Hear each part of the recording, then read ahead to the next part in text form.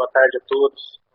Meu nome é Wilson Rezende, sou presidente da Enimart. A Enimart é uma empresa especializada em hub, marketplace hub, os principais marketplaces do mercado. E estou aí no setor de tecnologia já há 23 anos, no setor de varejo, atendi muitas contas do varejo. Já desenvolvi uma série de sistemas, desde ERPs, que trabalhavam com precificação, e agora, mais recentemente, várias soluções de e-commerce.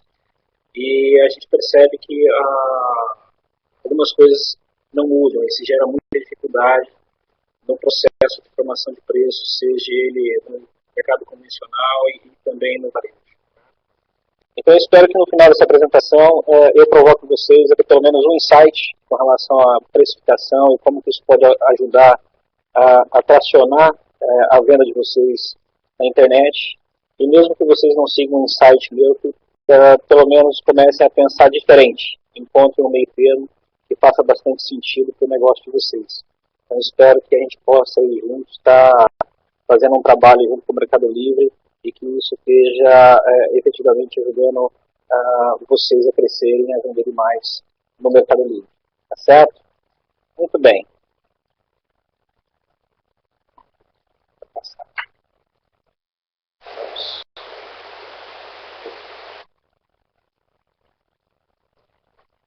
Então vamos lá, falando um pouquinho sobre os objetivos, né, falei dos insights, e a gente vai abordar impactos da falta de uma estratégia de precificação, o preço, na verdade, como componente de uma estratégia, não simplesmente uma precificação para fazer uma venda ou uma conversão, a estratégia de gestão de preço, o impacto na gestão do estoque no preço, entendendo o estoque como capital ao invés de simplesmente produto, né, e calcular corretamente o preço. Né? No meu histórico aqui, eu sempre vi muita gente fazendo conta errada.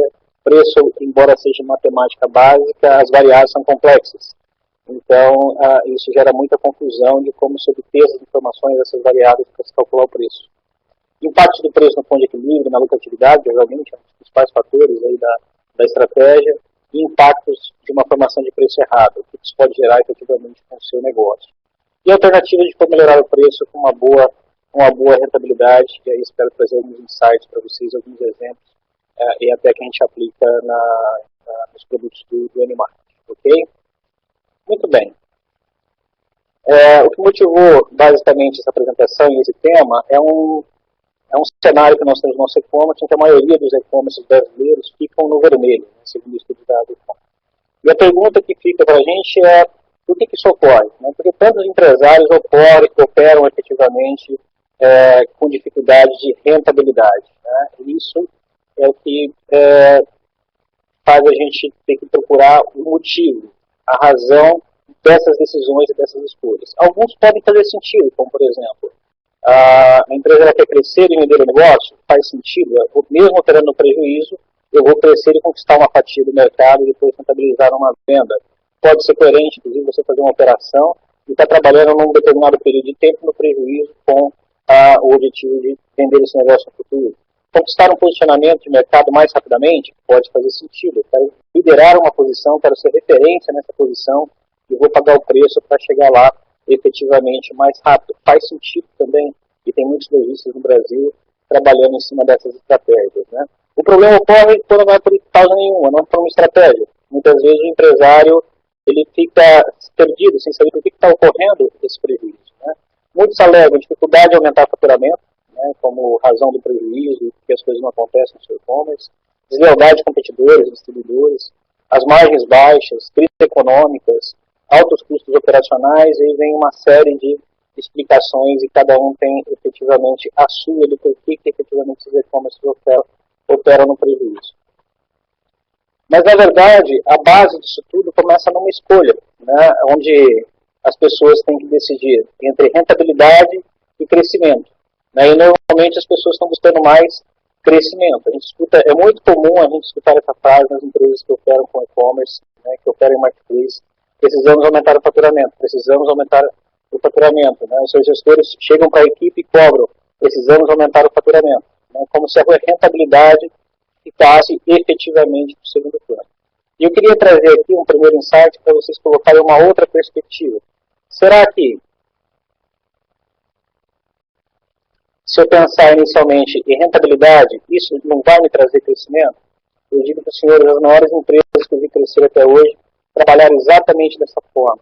Na verdade, é o único caminho sustentável, de garantir uma rentabilidade e sim trabalhar no crescimento. Porque nem todas as empresas têm um fundo de investimento por trás para conseguir alavancar o seu negócio, sustentar o seu negócio do prejuízo por um grande período de tempo. E quando a gente posiciona a equipe, posiciona a empresa para trabalhar em cima de rentabilidade e não somente de aumento de faturamento, a gente começa a ter os dois. A gente começa a ter rentabilidade e começa a ter crescimento. Né? A rentabilidade, então, é a forma pela qual eu consigo, inclusive, vender mais e ter mais faturamento. A gente vai falar um pouquinho mais de como fazer isso, tá certo? Primeiro ponto, né? É clássico na internet que um dos fatores de decisão de compra, né, é a questão do medo, né? É a principal objeção que os marketplaces ajudam a resolver. Porém, os sellers, a maior parte deles focam no desconto.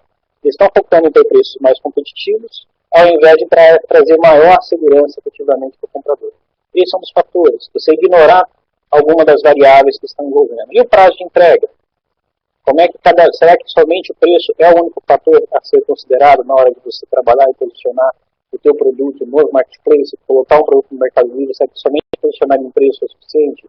Como é que você vai lidar com os prazos de entrega? Como é que você vai lidar com essa experiência de compra, principalmente no Mercado Livre, onde o cliente passa a ser teu? Você tem a oportunidade de trabalhar esse cliente numa segunda operação, numa segunda venda efetivamente com você. Né? Conveniência, alternativas de pagamento, pode retirar, não pode? Quantas variáveis estão sendo consideradas e devem ser consideradas no processo de formação de preço? A gente costuma pagar por uma Coca-Cola mais caro no posto de conveniência do que efetivamente no supermercado. Então, o preço ele é um fator da estratégia, não pode ser considerado efetivamente como a única variável. E aí fica a primeira pergunta. Na hora de você formar o seu preço de venda, você está simplesmente olhando para os competidores ou está definindo um posicionamento ou como esse preço vai definir a sua conversão em função de tudo que você está efetivamente produzindo. Né? A gente tem que começar a tomar decisões de que quantas vendas eu quero fazer e com qual rentabilidade. Né? Não adianta vender muito com rentabilidade nenhuma, talvez uma venda mais focada com uma rentabilidade maior possa fazer mais sentido e vai me fazer vender mais no longo prazo. Agora, eu não quero com isso ignorar também o fator e o peso do preço. Né? Na verdade, o preço é o principal fator de escolha, né, do comprador. Efetivamente, porque ninguém está a fim de pagar mais caro por um produto. Nenhum de nós estaríamos mais a fim de pagar R$1 que seja mais caro num produto para ter exatamente a mesma coisa. Então, agora, esse exatamente a mesma coisa é que pode variar. O produto pode ser o mesmo, mas uma série de outros fatores a gente pode trabalhar junto a esse lojista. Então, a pergunta é, qual é a sua estratégia? Como é que você está definindo o seu preço? Ou simplesmente você está olhando para o concorrente, tentando colocar ele seu preço alguns centavos mais barato para efetivamente gerar a conversão? Até que ponto isso vai ser sustentável para o seu negócio no longo prazo? Então, a primeira dica, né? Defina uma estratégia onde o preço seja um componente para você atingir o objetivo do seu negócio. E não simplesmente ele seja o único fator para você atingir uma determinada conversão. Toda vez que a gente estiver falando em formação de preço, a gente tem que pensar o preço como componente de uma estratégia. Esse cara é famoso no mundo, né, Pareto. A gente sempre escuta Pareto no ramo da internet, no e-commerce, e realmente é um dos caras que colocou uma das leis que, por incrível que pareça, sempre se repete, né? 80% da riqueza está na mão de 20% da população, efetivamente, os 20% mais ricos. Né? E isso se repete para qualquer local que a gente olha. Para você ter uma ideia, a Endeavor publicou um artigo onde ela colocou que o principal erro do varejo na gestão dos estoques é perder de vista os 20% dos produtos que representam 80% da sua venda. As pessoas não definem como é que eles vão trabalhar o seu estoque, a sua precificação, onde é que se vai colocar a energia, onde é que vai se colocar a estratégia. Muitas vezes eu vou ter que concentrar uma estratégia num mix muito pequeno de produto. E como é que eu escolho em qual produto executar a estratégia? Muitas vezes a gente gasta mais tempo e energia nos produtos que não giram no meu estoque do que nos produtos de alto giro. Isso está correto? É mais ou menos aquela história. Eu ligo mais para o cliente que não me paga do que para o meu bom cliente que me paga certinho. A gente tem que escolher onde nós vamos conseguir colocar energia. O e-commerce é um campo muito vasto, muito rápido, e a gente não vai ter tempo de fazer tudo, principalmente em marketplace, onde tem um mix muito grande, uma variedade muito grande de produtos. Então, Pareto funciona também no e-commerce. A exemplo dos termos head tail e long tail, onde eu tenho lá 20% do meu, 80% do meu faturamento também vem de 20% dos meus produtos. Né? Quando eu contei isso para minha esposa, ela tem um e-commerce também. Ela falou, não é 20, é 27. Né? Então, beleza, ela sabe o número, mas funciona. Né? Em alguma proporção, Pareto sempre vai estar presente e termos como head, long tail fazem parte do nosso dia a dia e do e-commerce. E eu quero que, com esse conceito, a gente comece também a trabalhar na hora que a gente vai pensar efetivamente em preço, em como trabalhar com preço e a estratégia no marketplace. Por mais que você tenha milhares de SKU, você certamente tem seus campeões e é nesses que você tem que centrar o foco da sua ação, inclusive com relação à precificação. Porque, da mesma forma, o teu resultado vem de 20% dos seus SKUs. Eu já tive clientes dentro do N-Mart, alguns que eu vi realmente com um ciclo de prejuízo relativamente grande, por um longo período de tempo, ele trabalhando com 2.000 SKUs e tendo prejuízo, e falou, não, eu preciso aumentar o faturamento, então eu vou buscar um mix de mais 2.000 SKU cross-docking, para trabalhar sem ter que investir em estoque. Bom, se eu não estou conseguindo ser rentável com 2.000, com 4.000 eu vou conseguir ser rentável? É um faturamento adicional que eu vou trazer, que vai me trazer rentabilidade, ou eu vou trazer mais custo operacional para a minha operação? Então, de repente, o movimento correto seria reduzir os mix para um mix mais rentável e trabalhar melhor esse mix em termos de precificação e posicionamento para garantir uma rentabilidade e, a partir disso, voltar a crescer de uma forma mais estratégica num mix que faça sentido. Então, dentro dessa linha de Pareto, existe o conceito também da curva ABC de produtos. Né? Então, eu tenho os produtos A, que definem 80% do meu faturamento. Então, a gente tem os nossos 20% de itens que representam 80%. Eu preciso classificar esses SKUs. Eu preciso identificar quais são esses produtos dentro do meu mix. Certo? E quem é a curva B, que chega a 90% do seu faturamento, ou seja, 50% dos meus SKUs, eu devo chegar em torno de 90% das minhas vendas. E tenho, obviamente, os produtos de menor giro, que são importantes também no meu mix. Né? Quando eu penso em site, existe uma questão da pessoa entrar no site e eu efetivamente ter uma oferta para ele. Quando eu penso em marketplace, a lógica talvez seja até um pouco diferente. Né? Eu preciso ser competitivo no mix menor e não ter um mix maior. E aí gera-se uma complexidade. Né? Você tem o seu site, qual é a curva A do seu site? Qual é a curva A da sua loja física? Qual é a curva A no Mercado Livre?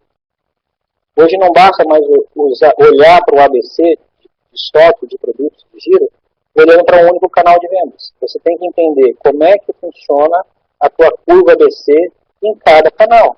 O produto que vende mais no Mercado Livre pode não ser o produto que vende mais no teu site. Ou que pode não ser o produto que vende mais na sua loja física. Então é fundamental essa classificação e esse entendimento, porque você vai definir uma estratégia de precificação para cada canal de venda. Cada canal de venda vai ter a sua realidade.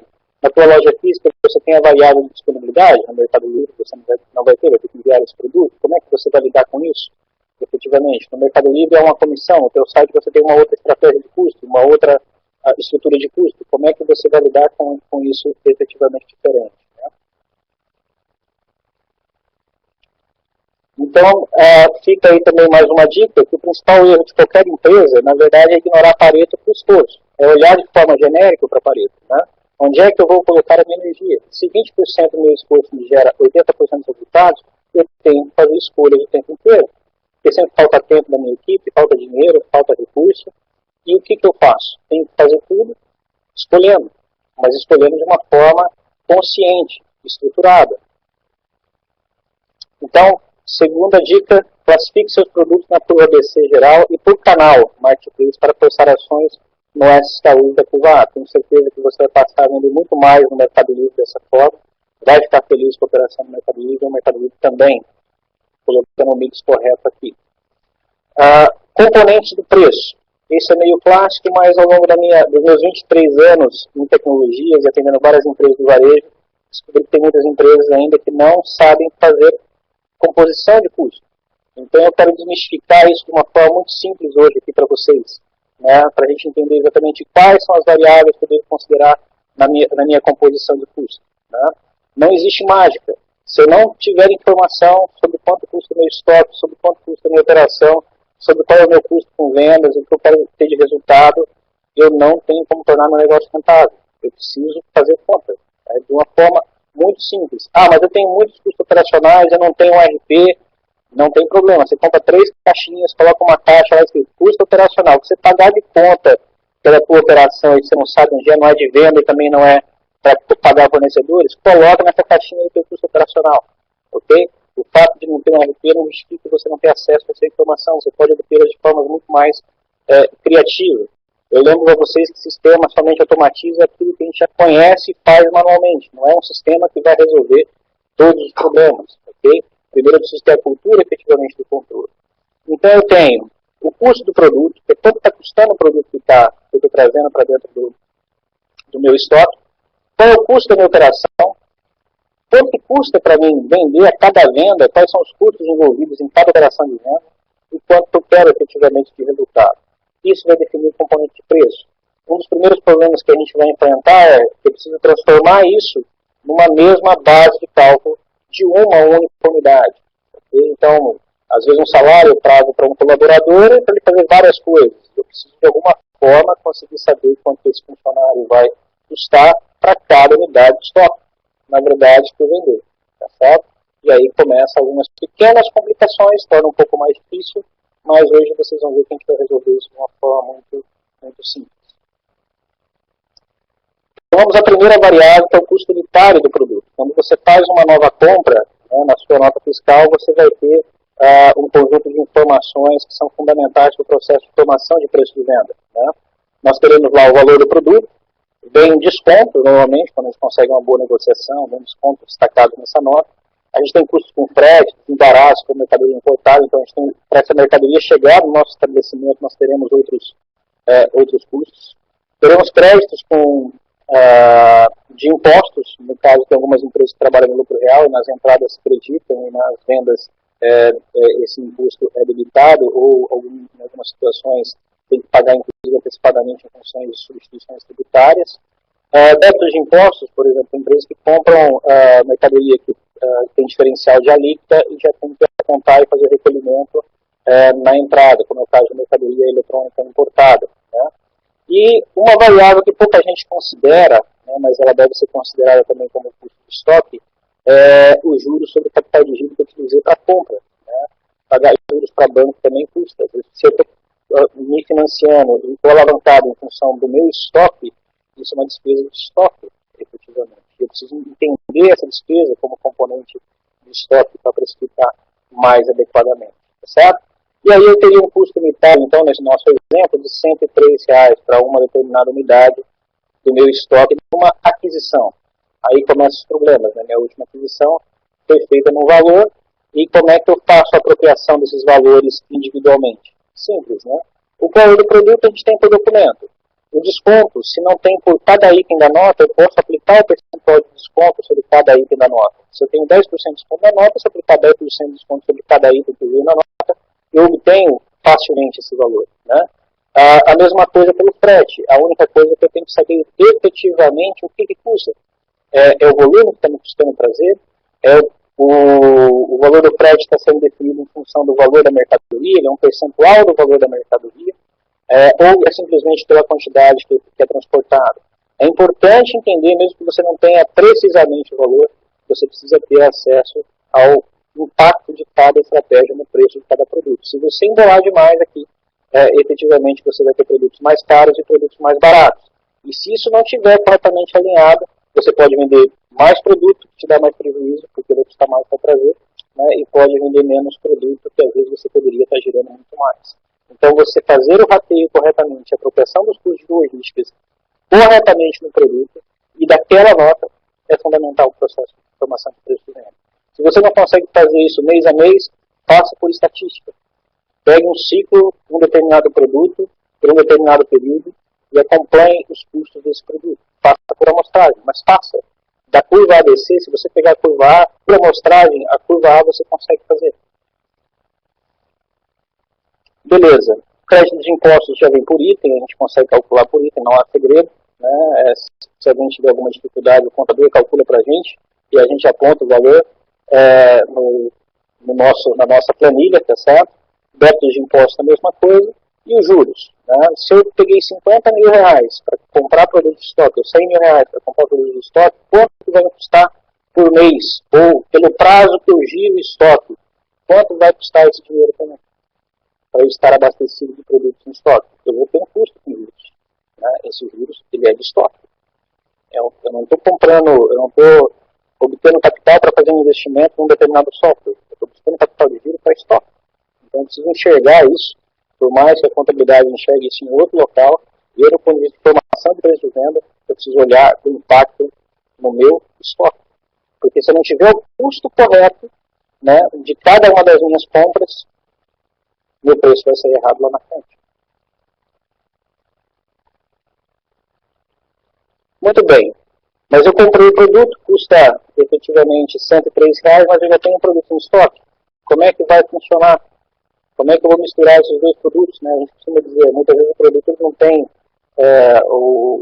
uma identificação única, né? Ele não tem lá o seu CPF, né? E a gente vai misturar esses produtos muitas vezes, por mais que a gente use várias técnicas de armazenamento, os produtos vão se misturar, não vai ter uma etiqueta efetivamente individual em cada produto, na maioria das vezes, na maioria dos produtos que são vendidos, tá certo? Então a gente trabalha com o conceito de custo médio do estoque. Eu vejo muita gente precificando pelo preço da última compra. Isso tem um impacto no meu negócio. E a mercadoria anterior? Quanto eu tinha de estoque antes? O consumidor não vai entender efetivamente o que eu estou vendendo e qual é o produto que eu estou mandando. Então, uma das técnicas é eu fazer uma média do custo da compra com o custo do meu estoque. Como é que eu faço isso? Nessa apresentação você tem exatamente a fórmula de cálculo, né, onde você pega o custo unitário da compra e você tem o custo total daquele SKU na sua compra, que é a primeira linha que vocês estão vendo. Na segunda linha, a gente tem o custo do estoque. Na terceira linha, se nós somarmos a quantidade, tanto da compra quanto do estoque, eu tenho a quantidade total que meu estoque terá após essa entrada.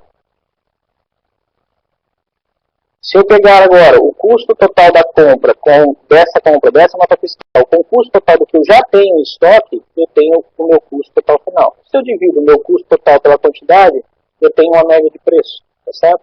Custo médio parece um conceito complexo, mas é tão simples quanto isso. Eu faço uma média ponderada, né, das quantidades e valores da nota de compra com o que eu já tenho no estoque. Eu somo os valores da nota com o meu estoque, somo as quantidades da nota com o que eu já tenho no estoque e divido o valor total por quantidade total, ponto. Ok? Tenho meu custo médio, de uma forma muito simples.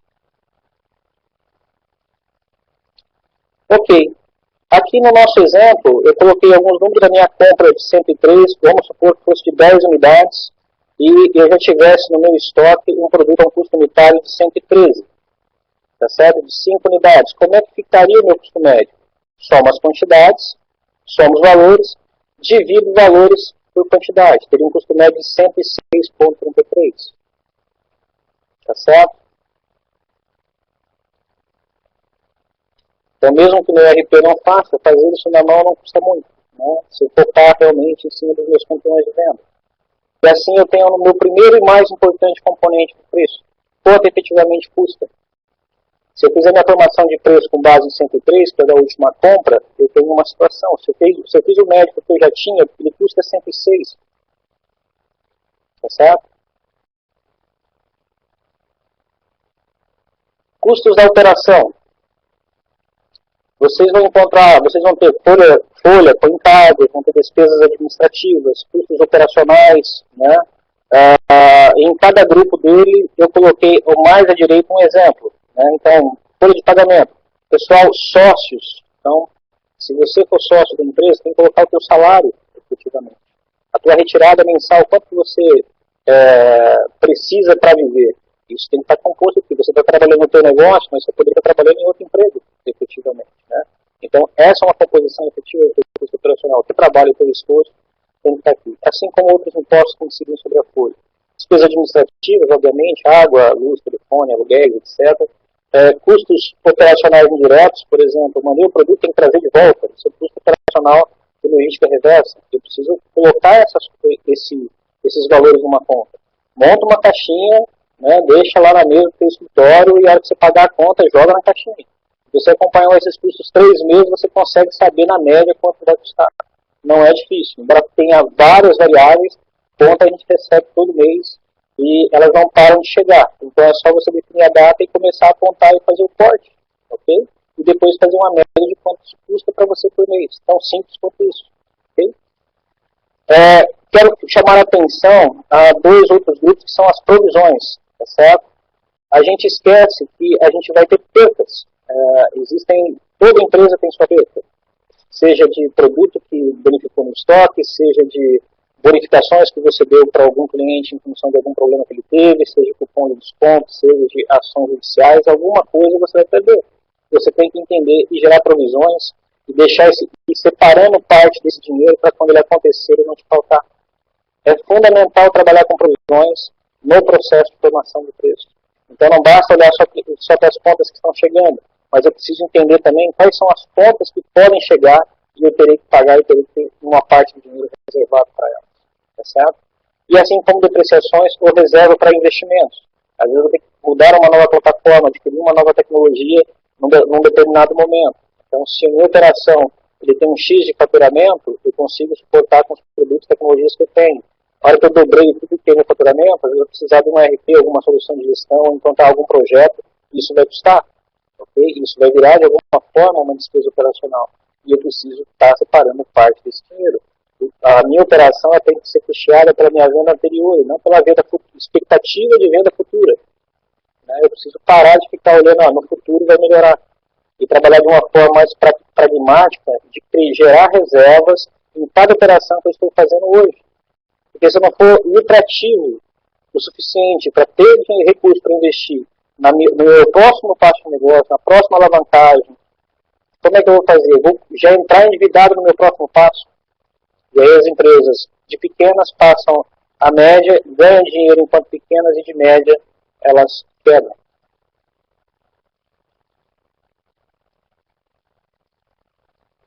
Não perder de vista a questão do ponto de equilíbrio. Esse é um conceito da administração e que em e-commerce é muito rápido.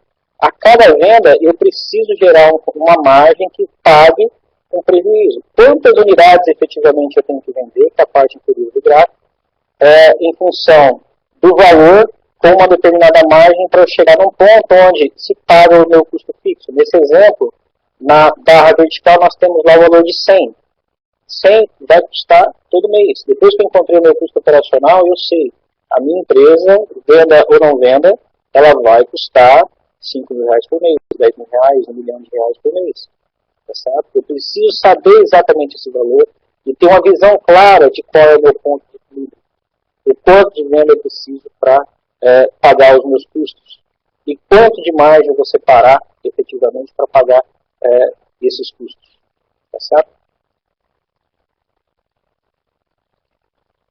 Muito bem. E aqui eu queria apresentar para vocês um conceito que é tradicional, a relação do custo de operação e faturamento. Se a gente pegar o valor do custo operacional e dividir por um faturamento trimestral que você apontou, vamos pegar uma base de trimestre para evitar eventuais sazonalidades. Poderia ser anual também. Eu costumo pegar para trimestral para e-commerce porque as coisas mudam muito rápido. Né? Então, ou, inclusive, sazonal. Né? A gente tem ciclos sazonais que a gente tem que estar olhando também no processo de formação de preço.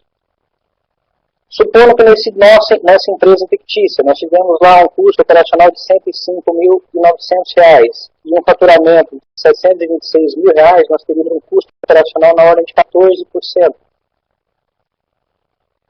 Então, um bom custo operacional, diga-se de passagem, mas talvez não seja suficiente para o mercado atual, está se tornando muito mais agressivo. E quero apresentar para vocês uma outra relação que eu gostaria que vocês pensassem. Qual é a relação do meu custo de operação e do meu custo de produto?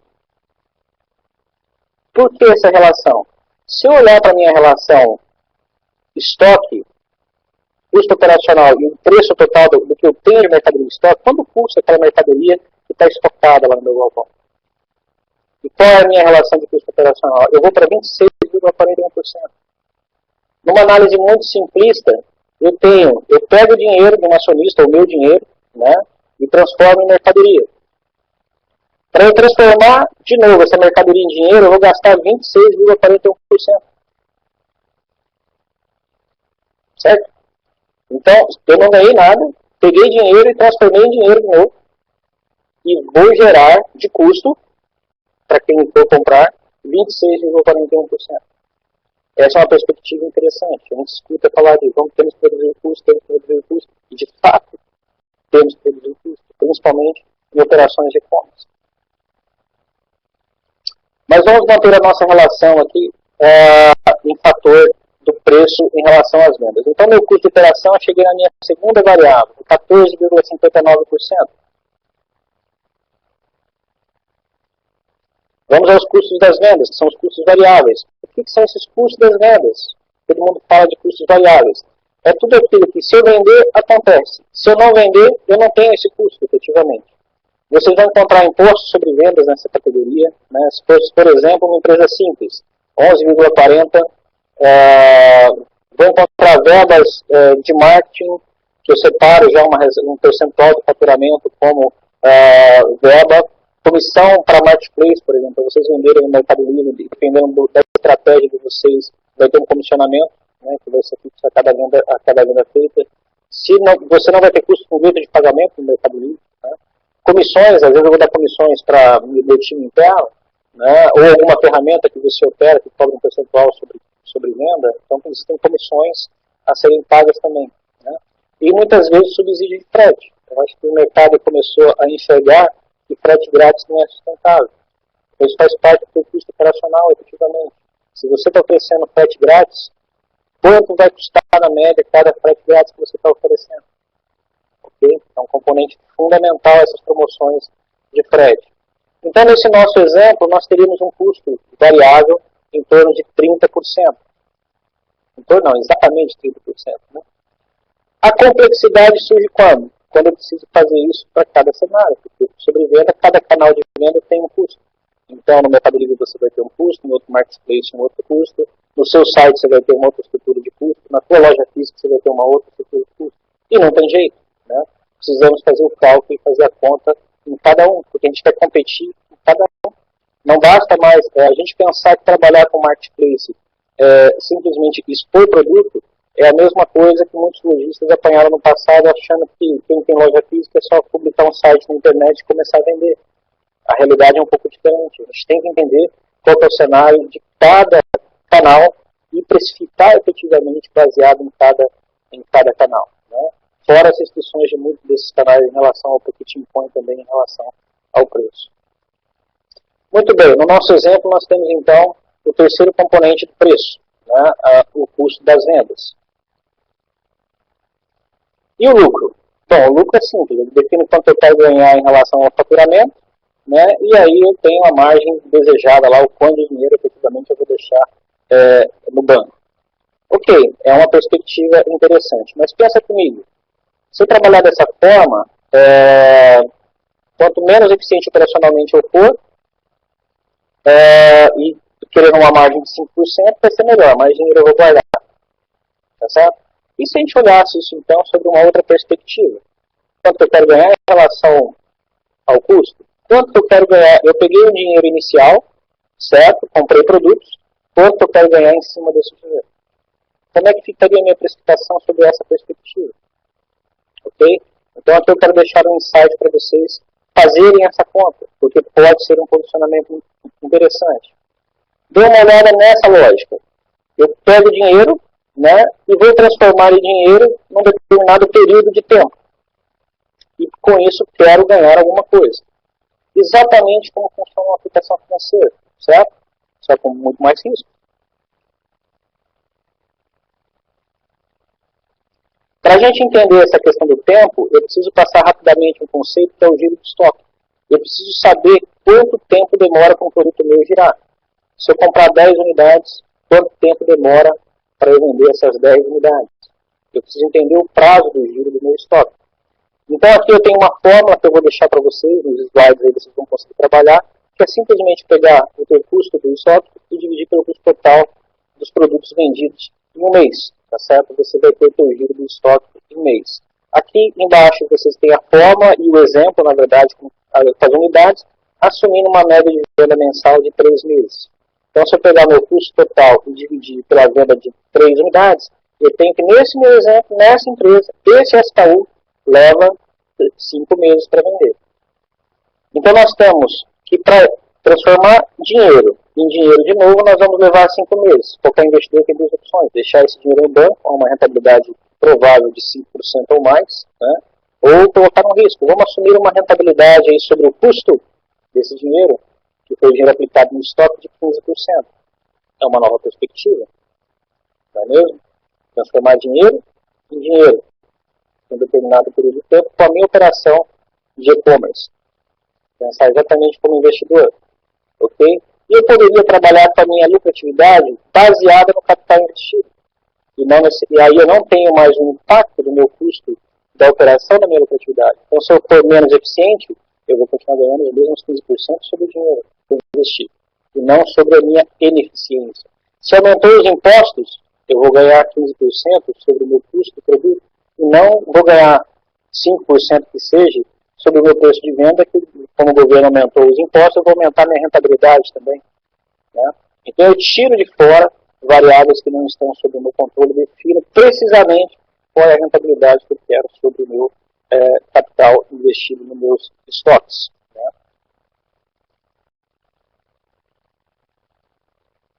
Se a gente pegar como exemplo algo que eu imploro jamais façam, né?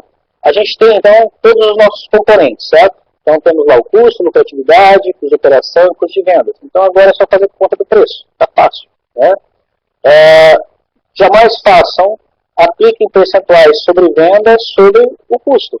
E eu vejo muitas empresas trabalhando dessa forma, né? Então, eu pego lá o meu custo, o meu lucro esperado, vou colocar sobre o custo, chego num preço. Pego o meu preço com o lucro, chego num custo de operação, aplico o percentual na custo de operação, gero uma nova base. E aplico novamente o percentual sobre essa nova base. Completamente errado, né? Vou chegar num preço de venda próximo de 182. Mas, obviamente, se eu aplicar esses percentuais sobre o preço de venda, eu não volto à minha rentabilidade de 15%, jamais. Tá certo? Então, a gente precisa trabalhar efetivamente com markups. E como é que a gente trabalha com markups? Está aí a fórmula, né? Baixe, tire um print da tela ou copie. É tão simples quanto está escrito aí. Eu somo os meus custos variáveis, chego a um percentual total e transformo ele em decimal, ok? Através dessa fórmula, ok? Então, 1 dividido por 1 menos percentual total dividido por 100, um ponto marcado, tá? O objetivo da apresentação não é explicar exatamente todo o processo de cálculo, porque a fórmula é essa, ok? Aí é matemática. Mas copiem e apliquem dessa forma que não vai dar certo, né? No Google vocês vão achar como trabalhar com markups e como chegar no preço do markup. Mas é tão simples quanto essa fórmula. Se você decorar a fórmula, você não vai errar nenhum preço de venda.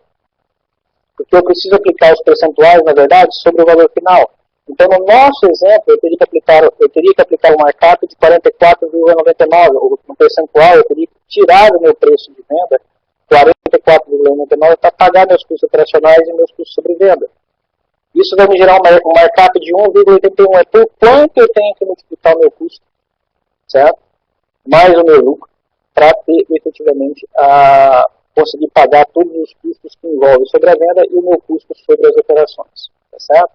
Obviamente, se eu estivesse trabalhando com custo operacional sobre o custo do estoque, eu não precisaria colocar o custo operacional nessa forma. Mas no nosso exemplo, nós estamos olhando o custo operacional em fator das vendas e não do custo. Muito bem, nosso preço final então chegou, né? Nós temos o nosso custo de 106,33, o lucro esperado de 15%. Se a gente fizer a multiplicação do preço base mais lucro, temos então 222,29. Se eu aplicar o percentual no 223, eu tenho meus R$100 ali que eu vou ter que separar, na verdade, para pagar os meus custos. Se eu errei, eu gero uma perda por venda e fiz a conta errada de 23,62. Se eu apliquei o percentual sobre o custo. Então, não tem como errar, né? Se eu errar, vou perder dinheiro.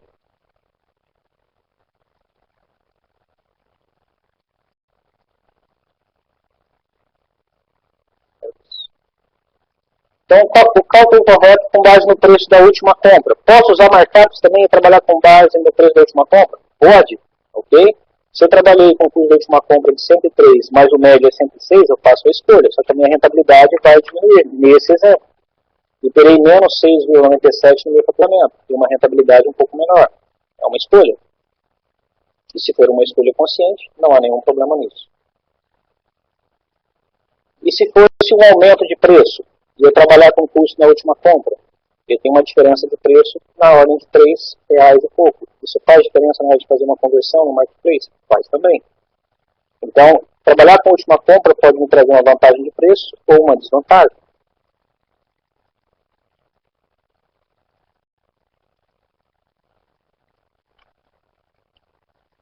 Então, terceira dica, calcule o preço desejado corretamente.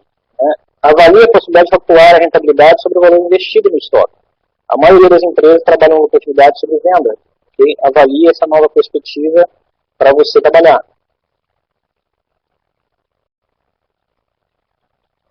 E qual é a complexidade? Precisamos fazer isso para cada canal de venda. E cada um tem seu custo, mas provavelmente pode haver preços, inclusive, diferentes para você garantir uma mesma rentabilidade. E posso entrar num determinado canal com um preço mais competitivo para fazer uma determinada reputação, para captar clientes. Eu vou trabalhar no Mercado Livre mais barato porque o Mercado Livre me traz novos clientes e depois eu consigo trabalhar esse cliente para novas conversões. É uma estratégia que você vai efetivamente definir. Tem que fazer sentido. Então, próxima dica, forme o preço para cada canal de venda. Por isso, precisamos fazer o ABC. Analise a concorrência. Tudo bem da gente fazer os nossos cálculos, mas não podemos deixar de considerar a concorrência. Nesse exemplo aqui, qual que é o melhor preço? O que nós temos que fazer? Nosso preço foi 222,29 e nós temos um custo de frete de 19,50. Quem que é o nosso concorrente? O A, o B ou o C? No primeiro olhar, a gente pode falar que é o B, tá certo? Mas dê uma olhada na reputação dele. Ah não, então o concorrente vai ser o A. Será que vai ser efetivamente o A? Para que a gente comece a fazer mais conta e olha com mais cuidado, a gente começa a descobrir que talvez o concorrente nosso não é exatamente o que a gente quer. E a gente coloca muitas vezes ferramentas de precificação automática, de verificação automática de preço, que em vez de trazer rentabilidade, pode trazer prejuízos também, porque a gente não está olhando todos os componentes de precificação, como a reputação, a visibilidade. Eu vou estar competindo com quem? Às vezes é melhor manter o preço e aumentar a minha visibilidade do que fazer um trabalho forte para aumentar a visibilidade do que simplesmente abaixar preço. Ou se eu for abaixar preço, que faça de uma forma que eu cuide para aumentar a minha visibilidade no marketplace e daquele anúncio. Eu quero ir convertido mais vezes efetivamente no Mercado Livre para aumentar as vendas e esse anúncio passar a ser efetivamente um campeão. Então eu posso inclusive vender por um período de prejuízo para aumentar a reputação de um anúncio, de conversões de vendas no anúncio no Mercado Livre. E, obviamente, alguém que está com um anúncio lá que vendeu 500 unidades gera muito mais segurança de quem não vendeu nenhuma unidade. Okay?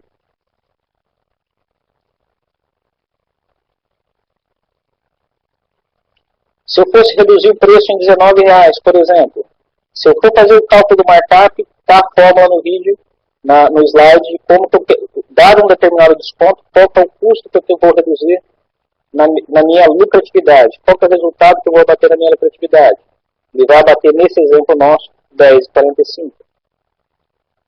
Simplesmente R$19, o que não era nada difícil no estagiário ter feito, avaliando aqueles concorrentes. Um desconto de 8,5% iria trazer a minha rentabilidade para em torno de 5%. Certamente era melhor ter deixado o dinheiro no banco. E aí o chefe fica bravo e não dá resultado. A gente não entende por que as coisas não acontecem. Então siga a sua estratégia e não a concorrência. Que a concorrência pode estar executando uma estratégia que não tem nada a ver com simplesmente abaixar o valor. A concorrência é base da informação para a sua estratégia.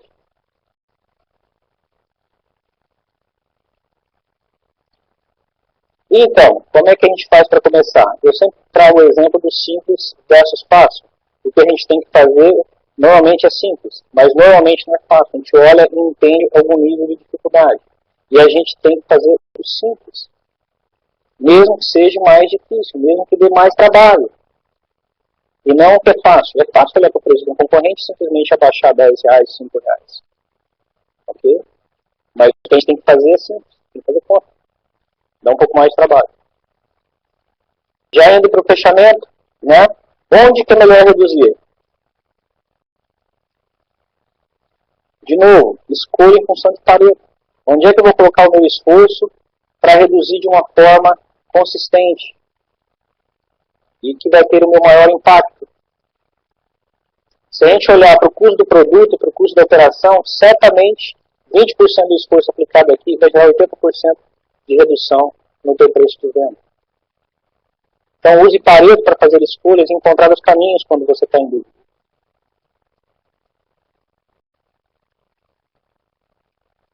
Compre melhor, negocie melhor os produtos que você vende mais. Em vez de comprar os produtos, comprar melhor os produtos que o fornecedor quer te vender, compre melhor os produtos que você vende bem. Ele não quer te dar desconto.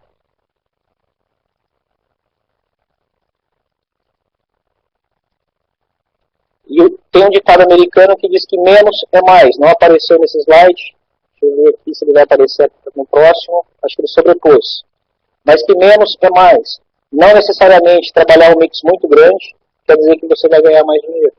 Então você tem que focar a tua operação naquilo que te traz mais rentabilidade. Menos SKU pode implicar em mais venda e não em menos venda. Aumente o desempenho da equipe. Como é que eu faço o meu time produzir mais? Remunerações variáveis, né? Metas, bônus por desempenho. Tenha todos os custos mapeados, nem que seja uma taxa, não precisa de um RP. Corte despesas que não sejam imprescindíveis. Tem muita coisa que a gente vai, que o concorrente faz, e não porque ele é estratégico para a gente. Né? Apure custos efetivos em vendas de estoque cross-docking. Escuto muitos clientes falando, não, eu não tenho que investir em estoque. Quanto custa para você produzir um anúncio? E se esse anúncio não girar, virou só um custo operacional e quem paga esse custo? Você não investiu em estoque, mas você investiu em custo operacional que algum produto vai ter que pagar. E automatize, automatize, automatize. Tá? Alguns exemplos que eu trouxe para vocês, que a nossa ferramenta também traz. Por exemplo, markups. Você tem como automatizar o cálculo de markup, tanto do produto quanto para o canal de venda. De tal forma que se o custo do produto mudou, você chega no preço de venda de cada canal, automaticamente.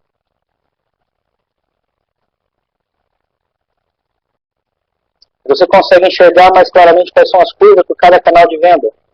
Eu não preciso fazer conta, mas com o clique eu obtenho essa informação muito rapidamente. Né? E cada R$1 a menos no custo pode representar até R$2 de desconto. Isso pode definir uma venda, definir uma conversão. E mais uma vez, o estoque virtual, mas de uma forma estratégica. O estoque virtual também tem sua curva ABC. Você pode ter fornecedores que te entregam produtos que você pode vender primeiro e depois ele vai te entregar o produto. Mas estabeleça e entenda qual é o custo do produto. Cada produto e cada marketplace possibilita estratégias específicas. Considere cada uma delas para você definir o seu preço. E eu costumo dizer que para a gente jogar xadrez, não basta saber qual é a movimentação das peças. A gente tem que ter uma estratégia para ganhar o jogo. E assim também quando a gente opera no e-commerce, e assim também quando a gente opera em marketplace, seja no Mercado Livre ou qualquer outro marketplace. Tá certo? Muito obrigado, gente. Era isso que eu tinha para passar para vocês hoje. Espero aí ter gerado pelo menos um insight para vocês pensarem um pouquinho diferente aí no processo de formação da